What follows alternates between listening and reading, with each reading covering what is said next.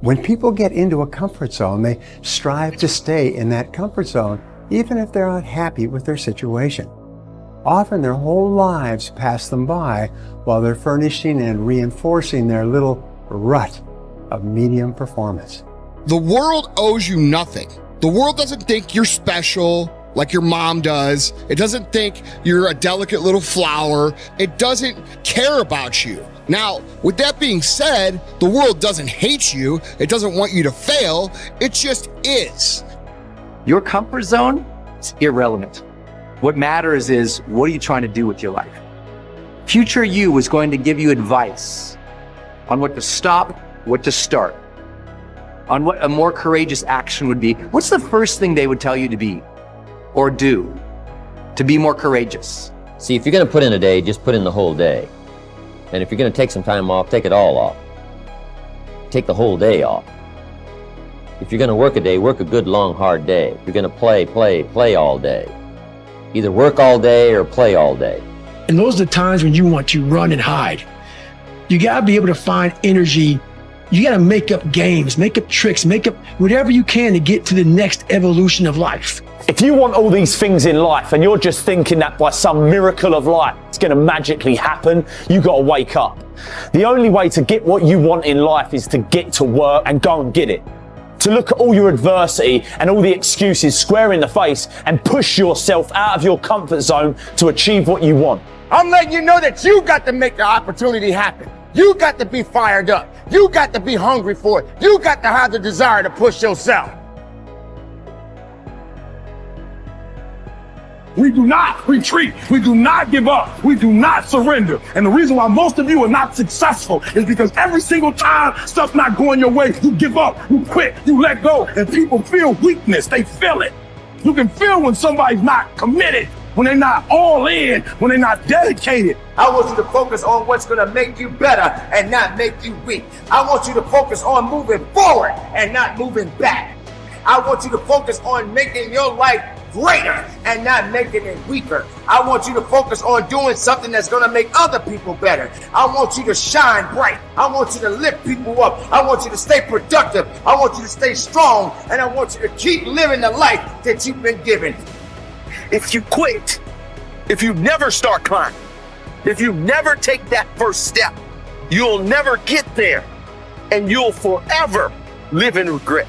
Just know that if you keep climbing, if you keep learning how you can get to the next level, you will soon be exactly where you need to be.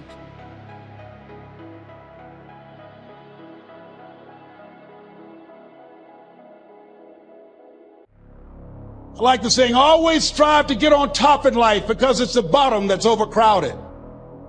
There's so many individuals out there that are so talented in different things that never accomplish anything. The world is filled with talented people. You know a lot of them yourselves, right? And they never accomplish anything. With talent has to come preparation, has to come action, has to come development of being able to take those talents, take those skills, continue to develop them, continue to sharpen them physically, continue to sharpen them mentally, because at some point your physical talent is going to diminish. So the greatest things in life take sacrifice and discipline. And that's why so few people achieve great things. Because they don't want to sacrifice, they don't want to discipline for something greater. And it doesn't stop if you don't make it stop. So recognize the excuses are not valid. They aren't. They're trumped up. They're conjured up. They're fabricated. They're lies. And how do you stop the lies? You stop the lies with the truth. And the truth is, you have time.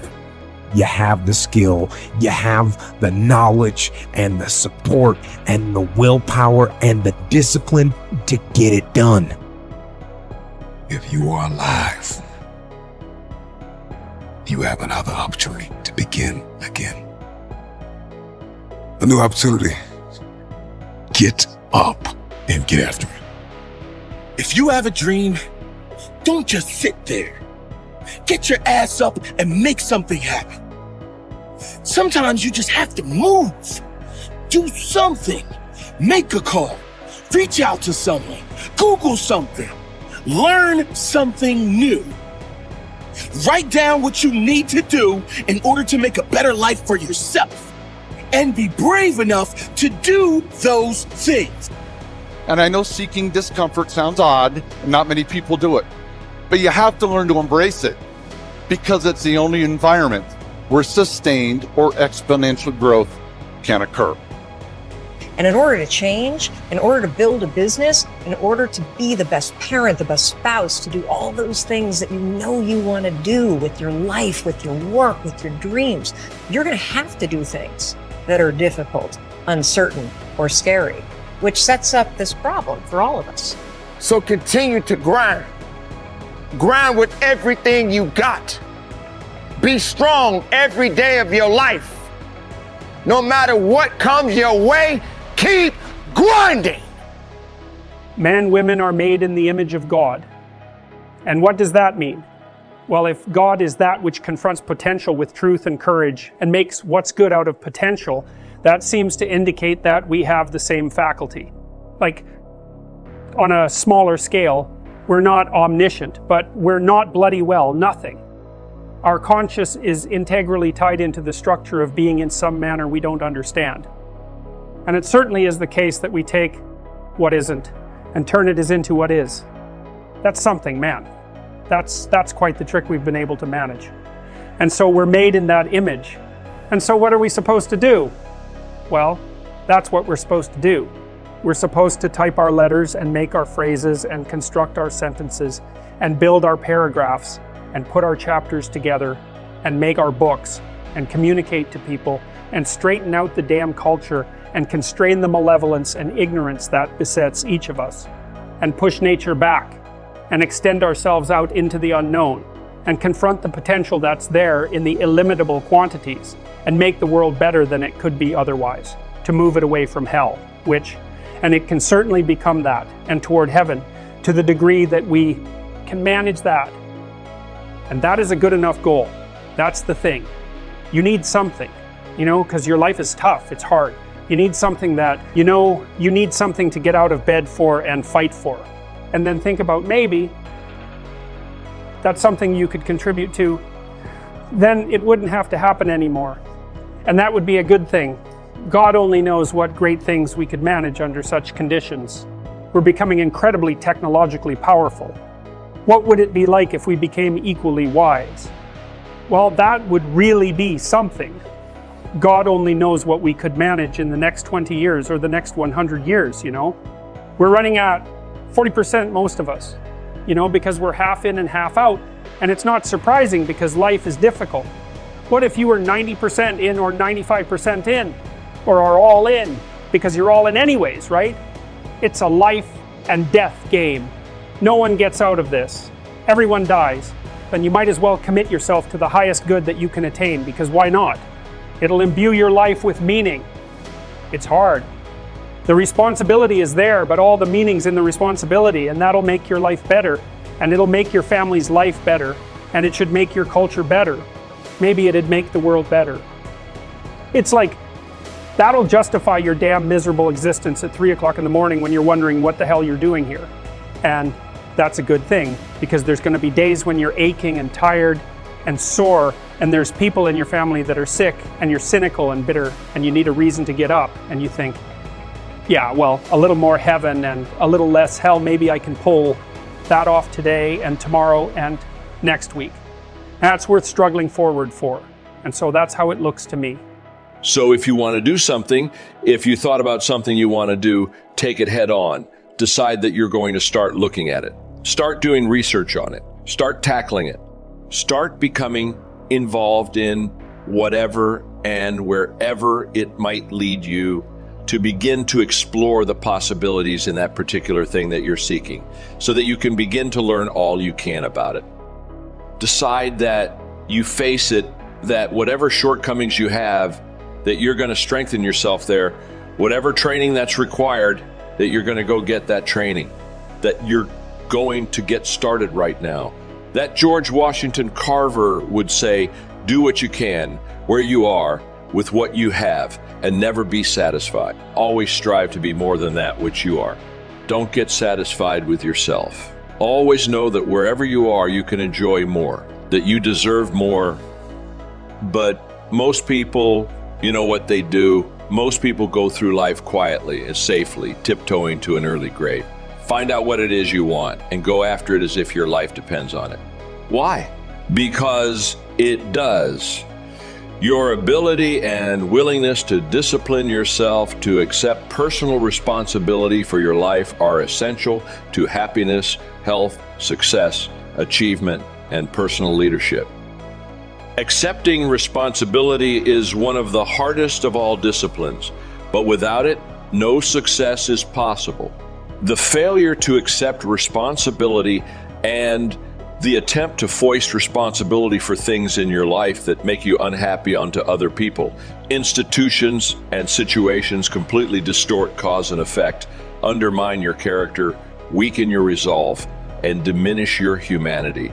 They lead to making endless excuses. There is a direct relationship between the acceptance of responsibility and the amount of personal control you feel you have over your life. This means that the more you accept responsibility, the greater sense of control you experience. There's also a direct relationship between the amount of control you feel you have and how positive you feel. The more you feel that you have a high sense of control in the important areas of your life, the more positive and happy you are in everything you do. When you accept responsibility, you feel strong, powerful, and purposeful. Accepting responsibility eliminates the negative emotions that rob you of happiness and contentment. In every situation, the antidote to negative emotions is to say, I am responsible.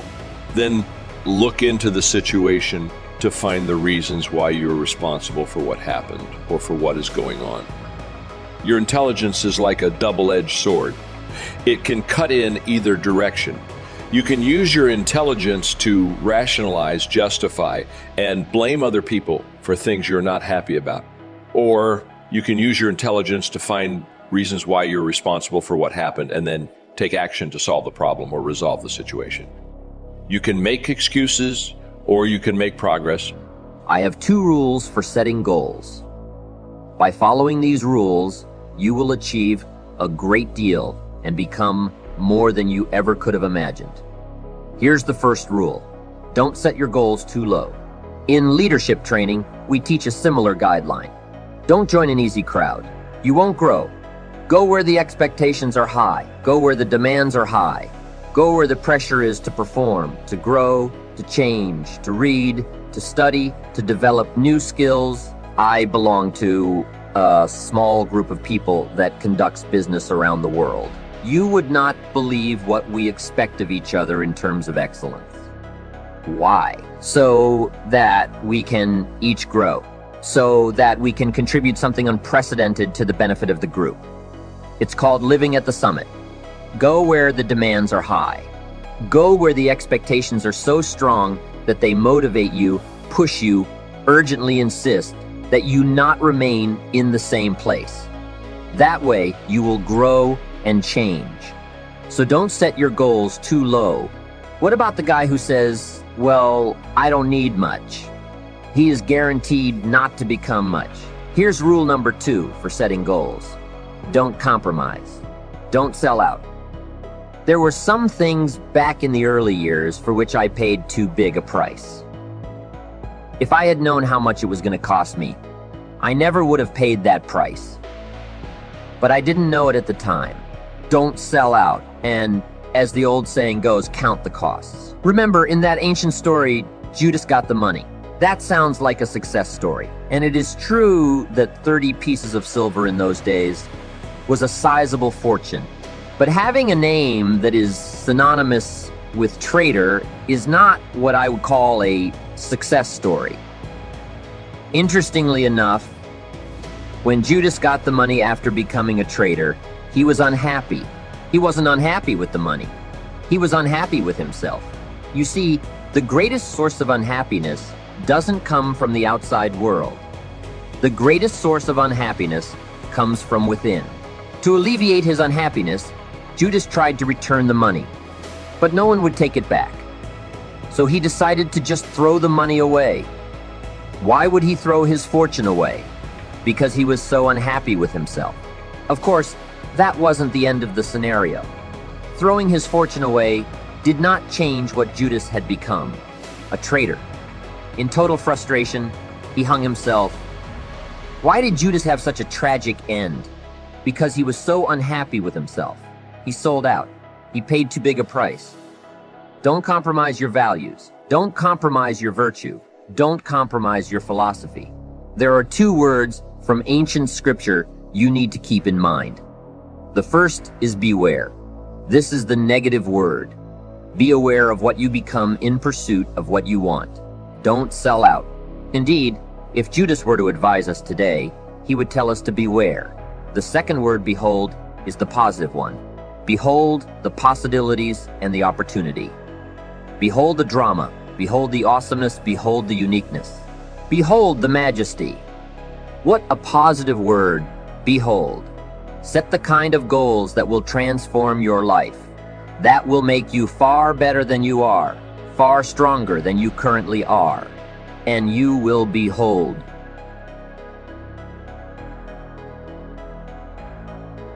Then the moment you become conscious of those unconscious behaviors, you're out of the program. You're only in the program when you're unconscious, and so it takes an enormous amount of energy and awareness to separate from those programs. And then there's those emotions that we feel every single day that are so familiar to us that we don't even know what they are. We just feel guilty. We don't even know it's guilt. It's just how we feel.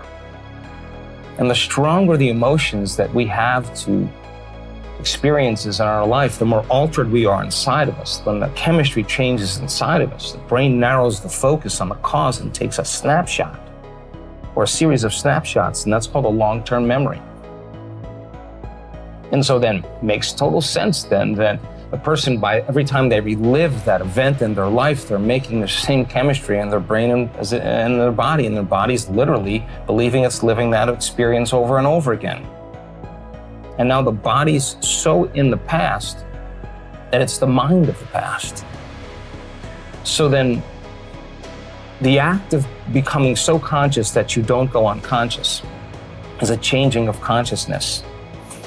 How many times do we have to forget until we stop forgetting and start remembering? That is the moment of change. Reality can be a bit of a moving target, literally. We're used to thinking of reality as something fixed and certain. The way we've always been taught to see it isn't the way it really is.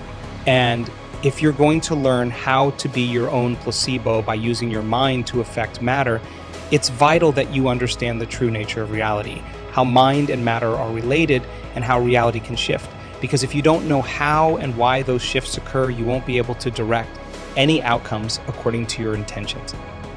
If you can imagine a particular future event that you want to experience in your life, that reality already exists as a possibility somewhere in the quantum field, beyond this space and time, just waiting for you to observe it.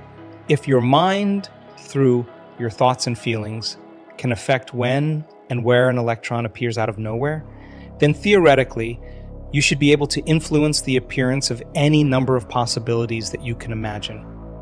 From a quantum perspective, if you observed yourself in a particular new future that was different from your past, expected that reality to occur, and then emotionally embraced the outcome, you'd be, for a moment, living in that future reality, and you'd be conditioning your body to believe it was in that future in the present moment. So the quantum model, which states that all possibilities exist in this moment, gives us permission to choose a new future and observe it into reality.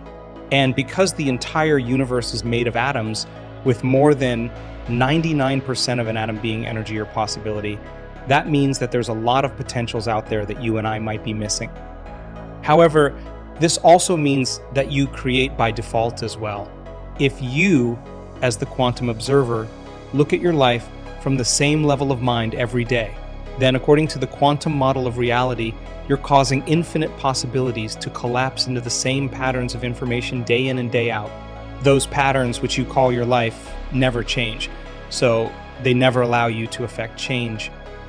So the mental rehearsal I talked about earlier is certainly not idle daydreaming or wishful thinking.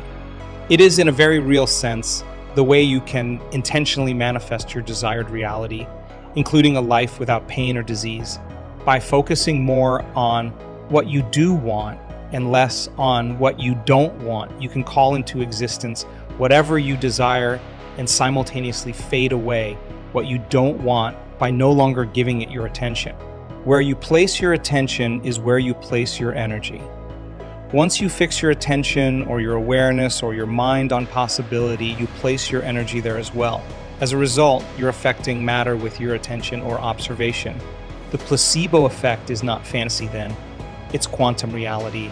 I think that the greatest belief that you could have is the belief in yourself. And when you believe in yourself, you believe in possibilities. And when you believe in possibilities, you have to believe in yourself. So people that enter this work come with a certain amount of chronic disbelief that they could actually change their life or change their health condition. When you see the scientific research that in 7 days, a novice meditator, their biology literally looks like they're in a different life. And they're in a ballroom, and there's nothing very special about a ballroom. I've been to thousands of ballrooms. The environment isn't that stimulating. Those changes are coming from within. You see the data and you look at how cancer cells, actually the energy in cancer cells, when you take the plasma of meditators, advanced meditators, and you subject that plasma to all kinds of cancer cells, 70% of the mitochondrial function actually diminishes in the cancer cell. Cancer cells love to multiply and they love to move. You take energy out of the cancer cell, you're taking life out of the cancer cell. When people see that data, it gives them hope. It gives them the idea that it's possible now. When someone stands on the stage with stage 4 cancer that has spread to their bones, to their uterus, to their lungs, to their liver, to all the tissues of their body, and you ask any physician who's seen stage 4 cancer in bones, it's very unlikely you're going to see a reversal. And you see the person stand on the stage and tell their story, and it's not glamorous, it's a real life story. And there's no evidence of cancer in any of her tissues any longer, no cancer in her bones. The PET scans show that there's a complete reversal. That's the 4-minute mile. That's the person speaking the truth. And invariably, somebody in the audience is examining that person's story, and they're thinking, if that person can do it, I can do it as well. So when you change your energy to alter a belief or perception about yourself or your life, you're actually increasing the frequency of the atoms and molecules of your physical body so that you're amplifying your energy field. You're turning up the speed on the atomic fans that make up your body. As you embrace a heightened emotional creative state like inspiration, empowerment, gratitude, or invincibility, you're causing your atoms to spin faster, just like the fan blades, and to broadcast a stronger energy field around your body, which affects your physical matter. So the physical particles that make up your body are now responding to an elevated energy. You're becoming more energy and less matter. You're now more wave and less particle.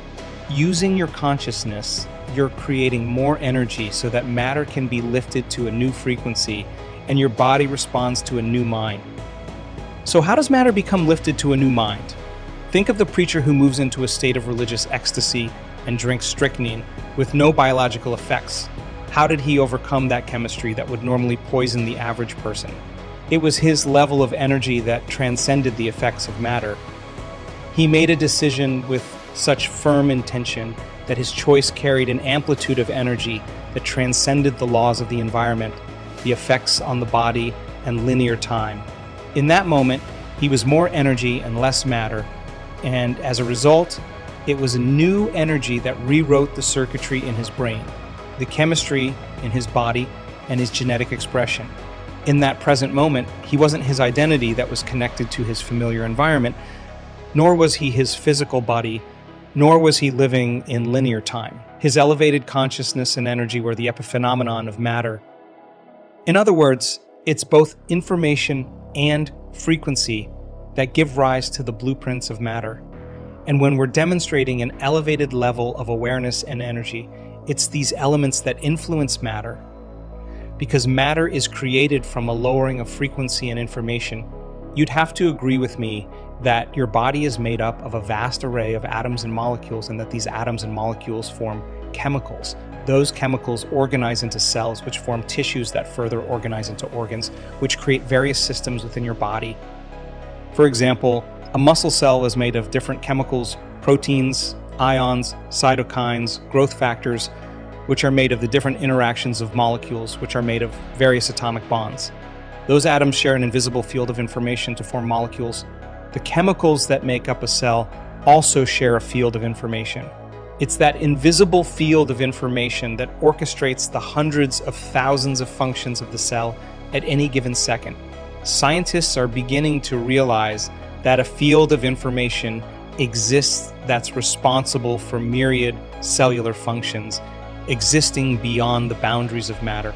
It's this invisible field of consciousness that orchestrates all of the functions of the cells, tissues, organs, and systems of the body. How do certain chemicals and molecules of your cells know what to do and interact with such precision? There's an energetic field surrounding the cell that's the summation of energy from atoms, molecules, and chemicals working together in balance that gives birth to matter, and it's that vital field of information that matter draws from. For instance, the muscle cells in the previous example can further organize and specialize into tissues called muscle tissue. Let's say that the particular type of muscle tissue in this example is called cardiac muscle. Cardiac muscle tissue forms an organ called the heart. The tissues, which are made of cells, share a field of information that allows the heart to function in a coherent manner. The heart is part of the cardiovascular system of the entire body. As it shares this field of information, it organizes matter to function in a harmonic, holistic way. So the field that's created that gives birth to matter is what controls matter. The greater the field, the faster the atoms vibrate, or the faster your subatomic fan blades spin. And when people finally break free from those chains of the emotions that they live by on a daily basis, when they break free of their habituations, even in the way they speak, when they overcome their hardwired beliefs that they've thought over and over again until they accepted them without any analysis, when they overcome that programming to a certain degree, that wholeness that they feel is the healing in and of itself. They're not waiting for their healing or their health to change so they could feel gratitude, so they could feel whole. They actually understand that when they feel gratitude and they feel wholeness, that's when their healing begins. So then anything that causes us to move out of that state within us, a reaction or response from someone or something in our life that would move us from that state of grace, I promise you, if you're truly in the river of change and you wanted to heal, you would think about how you would respond differently to that person or circumstance the next time, so you wouldn't lose that feeling, because you would actually no longer be signaling the same genes in the same way. The moment you felt familiar emotions, you would be signaling old genes. And so the person who understands the what in what they're doing, and the why, that if I live by this emotional state every single day, if the environment signals the gene, okay, and the end product of an experience in the environment is an emotion. If I live by this emotion, I could signal genes ahead of my environment, and I could actually change my health. Now, this is when meditation no longer becomes a have to. This is now when meditation becomes very practical, because the person is going to rehearse in their mind how they are going to think in their day, what they are going to believe. And they're going to repeat it enough times, and a belief is just a thought you keep thinking over and over again until it becomes hardwired in your brain. They're going to review that belief, and they're going to keep firing and wiring it. They're going to change the way they respond to their coworker, to their spouse, to their boss, to the news. They're going to change their response, and they're going to rehearse it in their mind. The mental rehearsal, as you know, changes the brain to look like it's already happened. They're going to say, I got to feel this feeling if it takes me 100 times today to feel this feeling, I'm gonna bring it up 100 times over and over again so I get so good at feeling it, I can bring it up whenever I want and stop from default, right? I think when people do that the overcoming process is the becoming process. That so many people have healed in this work and they didn't even realize that when they were sitting and their body was raging and out of balance and they were working with settling it down and overcoming those survival emotions, overcoming those programs, those habituations, that overcoming process was actually the becoming process. So many people, when they actually got to the point where they were so happy with themselves, so in love with themselves, so in love with life, so grateful for being alive, they could care less if they had their health condition. They no longer identified with it any longer. That was the moment it went away. And you ask that person, where is the disease? They'll tell you it's in the old person. They healed themselves by changing themselves. They're happy with themselves now. They don't want to be anybody else.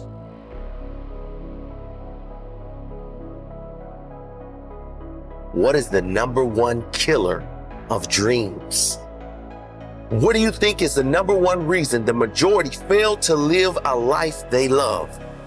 What is the number one reason why people fail to succeed at any level? It's not luck. It's not lack of money or opportunity. It's certainly not circumstance. It's fear. What is your giant? Name it. Is it fear? Is it anxiety? Is it insecurity? Is it doubt? You're never going to have a fear-free existence. I mean, some fear is acceptable and legitimate. There are some things that you really should be afraid of. Now, you shouldn't allow it to immobilize you. You acknowledge it, you take it into account, and you carry yourself accordingly. There are times that we should proceed with caution, but it's the difference between being stopped by fear. It's the difference between having a fear and the fear having you. Decision's yours and the outcome is yours. It is that simple. It has nothing to do with the outside world. There's no excuses when it comes to happiness. It's time to pull that energy from fear, doubt, anxiety, out of competition and comparison. You acknowledge your fears, you embrace those fears, and then you move on. You act on whatever it is that you fear. Because once you embrace it, see, what you resist will persist. What you resist will persist. So one of the most important things is to begin to embrace your fear. If you look upon every step forward as a learning experience, and every setback as a valuable lesson that has been sent to you to make you stronger and better, you will not be afraid to launch in faith into the unknown. Fear can cause us to play it safe, but playing it safe will never be fulfilling. Start with small risks. Sometimes it's as small as asking a coworker for help with a project or trying a new class at your gym. The smaller risks build confidence and make room for larger ones. Once you're ready to challenge yourself and face something large, the more confidence you will build and the less fear will exist.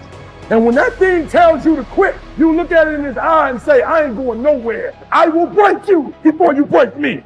You will not defeat me. You will not destroy me. Lay hold of it. I get it. I've been there. I still have it. Guys, it's normal. It's part of the process. How are you going to look that in the eye and defeat it? That's what makes somebody successful. It's not about having the perfect plan. It's not about going down the smoothest highway.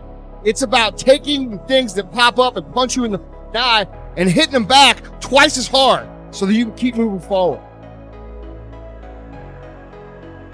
Every one of us has two voices inside our head. One voice is you, the real you. The you that knows exactly what you want to do, what you want to have, who you want to be with, and where you want to go. The other voice I call fear. And this voice is the voice that is always telling you what you can't do, why you can't have that thing, why you can't be with that person, why you can't get where you want to go. Don't let your journey start fueled by hatred. Let it be fueled by the drive to succeed. You have it. You have the potential to move forward and make it past your fears, to make it past your self-doubt. You are higher, bigger than how you perceive yourself. Design your life the way you want it to run. Make your life better for you to live a happier life. Now, the only person you should strive to be better than is the person you were yesterday. Who were you yesterday?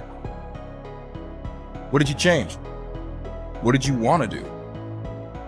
What are you going to do? So, what are you going to change? How are you going to improve? So you need to move past your old attitude. You need to change your ways. You got to change your mindset and be better than you were yesterday, because you're no longer you yesterday. You are you today, and you will be you tomorrow. You got to overcome fear. The moment that you overcome fear, then your opponent is bankrupt. There's nothing they can do. You're going to have to dispense with fear and with negative self-talk. Remember your why. It is the why that gets us to win. And it is the why that gives us the power to persevere through the how. You've got to ask yourself, how long am I going to allow this to hold me back? That fear is false evidence appearing real. That is an illusion that we create in our mind. It is a state of mind that can be changed.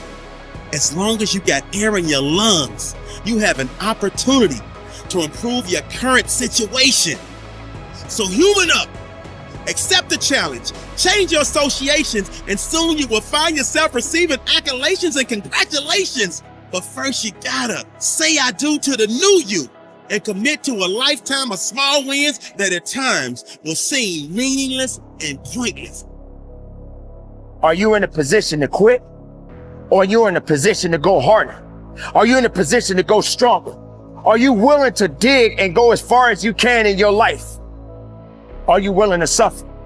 So don't wait. Don't worry about what if. Don't think of it as magic. Don't think of it as lottery.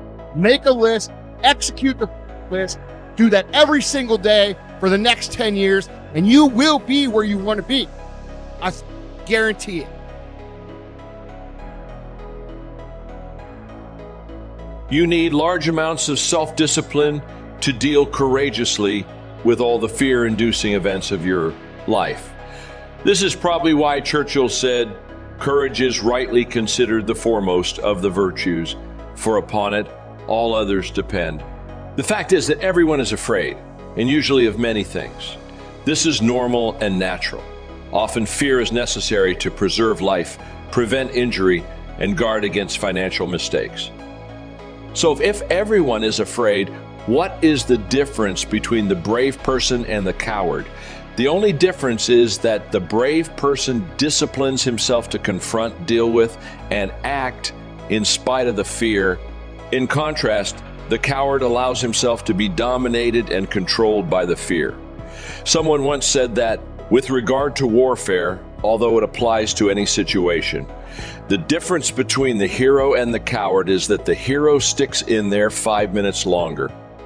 Fortunately, all fears are learned. No one is born with fears. Fears can therefore be unlearned by practicing self-discipline repeatedly with regard to fear until it goes away. The most common fears that we experience, which often sabotage all hope for success, are the fears of failure, poverty, and loss of money. These fears cause people to avoid risk of any kind and to reject opportunity when it is presented to them. They are so afraid of failure that they are almost paralyzed when it comes to taking any chances at all. There are many other fears that interfere with our happiness. People fear the loss of love or the loss of their jobs and their financial security. People fear embarrassment or ridicule. People fear rejection and criticism of any kind. People fear the loss of respect or esteem of others. These and many other fears hold us back throughout life. The most common reaction in a fear situation is the attitude of, "I can't." This is the fear of failure and loss that stops us from taking action. It is experienced physically, starting in the solar plexus. When people are really afraid, their mouth and throat go dry, their heart starts pounding. Sometimes they breathe shallowly and their stomach churns. Often they feel like getting up and running to the bathroom. These are all physical manifestations of the inhibitive, negative habit pattern, which we all experience from time to time. Whenever a person is in the grip of fear, he feels like a deer caught in the headlights of a car. This fear paralyzes action. It often shuts down the brain and causes the individual to revert to the fight or flight reaction. Fear is a terrible emotion that undermines our happiness and can hold us back throughout our lives. Aristotle described courage as the golden mean between the extremes of cowardice and impetuousness. He taught that to develop a quality that you lack, act as if you already had that quality in every situation where it is called for. In modern terms, however, we say fake it until you make it.